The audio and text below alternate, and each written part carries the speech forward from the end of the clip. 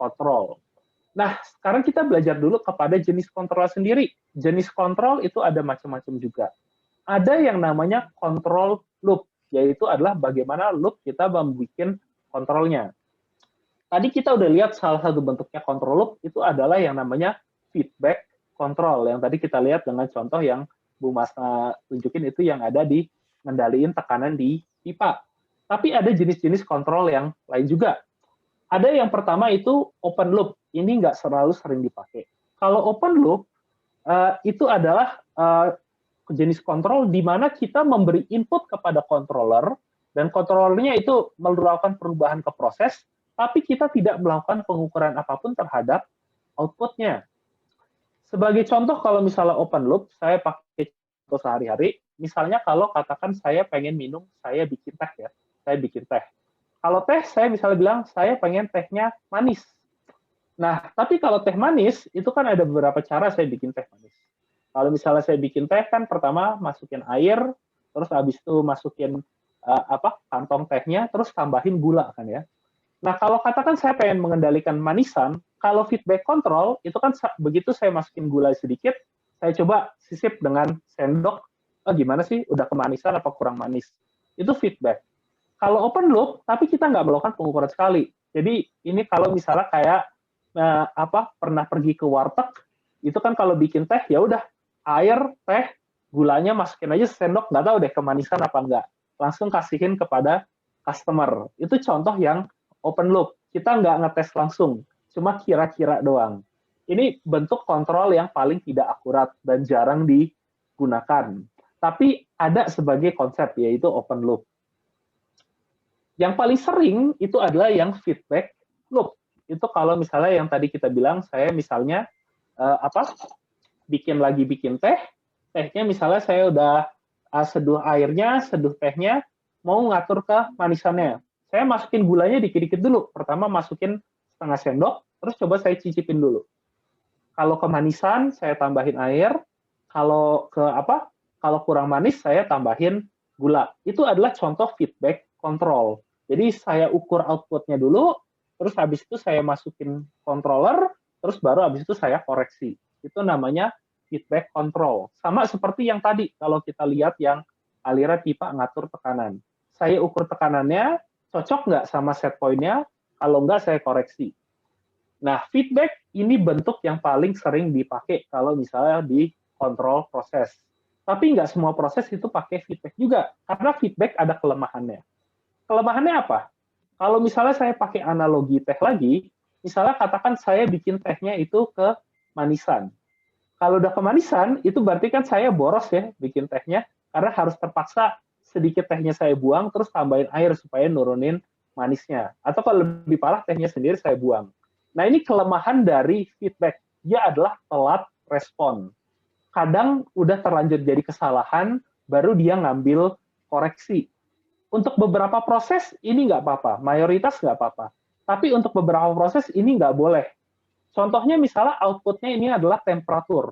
Kalau saya pakai feedback, misalnya temperatur saya bilang, temperatur nggak boleh lebih dari 100 derajat Celcius. Kalau saya pakai feedback control, controller itu cuma ngambil aksi kalau temperatur sebenarnya itu katakan baru di 101. 101 dia baru katakan ambil koreksi untuk menurunin temperatur. Tapi kalau dalam faktor safety, ini belum tentu aman. Mungkin 1 atau 2 derajat perbedaannya itu udah bisa jadi, kalau di 100 derajat, itu kan sudah ada faktor bahaya. Bisa kebakaran, bisa ada yang meledak. Jadinya feedback ini telat respon. Itu kelemahannya dari feedback control.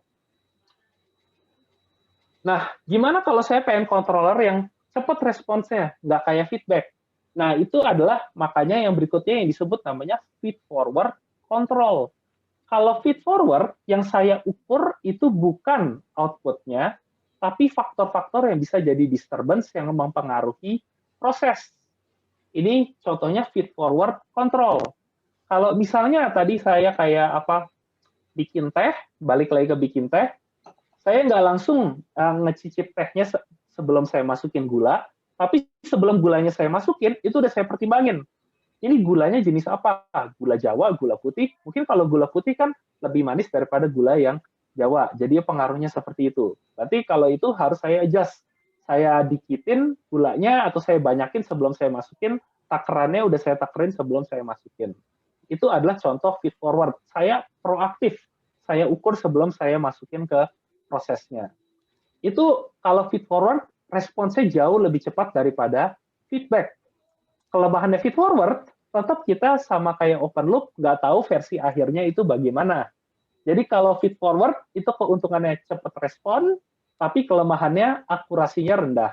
Kalau feedback akurasinya tinggi, tapi responsnya telat. Jadi itu plus minus dari masing-masing control loop-nya.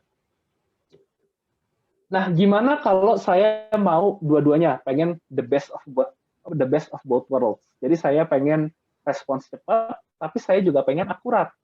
Nah, itu makanya muncul yang namanya cascade control. Ada yang nyebutnya juga feedback dan feed forward control. Kita gabungin dua-duanya.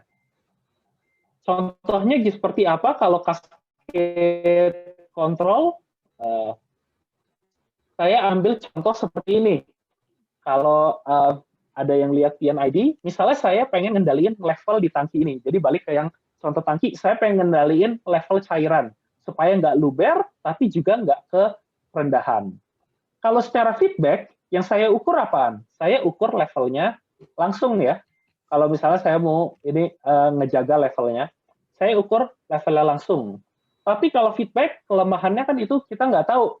Feedback cuma ngambil aksi kalau levelnya itu udah lebih atau lebih rendah daripada set point-nya. Nah, supaya jadi lebih akurat, saya nambahin namanya feed forward. Saya lihat dulu, apa sih yang bisa membuat level di dalam tangki ini naik atau turun. Oh, ada pipa yang masuk bawa aliran. Feed forward-nya ini adalah disturbance. Jadi disturbance-nya saya ukur juga. Berapa sih laju alir yang masuk ke sini? Apakah konstan atau tidak? Kalau ini saya ukur itu adalah feed forward-nya. Kalau laju alirnya tinggi, supaya ini tidak level ketinggian, ini valve ini saya tutup. Kalau di sini level kerendahan, laju alirnya tinggi, valve saya buka supaya laju alirnya itu meningkat. Ini contoh feed forward. Supaya lebih akurat, dua-duanya diukur. Saya ukur level dan saya juga ukur flow di sini.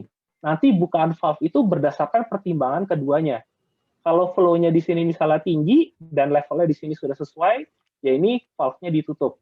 Tapi kalau misalnya flow-nya tinggi, tapi di sini levelnya rendah, valve itu makin dibuka supaya dia makin cepat ke set point. Ini adalah contoh feedback dan feed forward. Jadi kita ada dua-duanya. Kita ambil the best of both worlds. Itu namanya cascade control. Kita mau keduanya. Nanti jenisnya macam-macam. Kita lihat yang cascade control.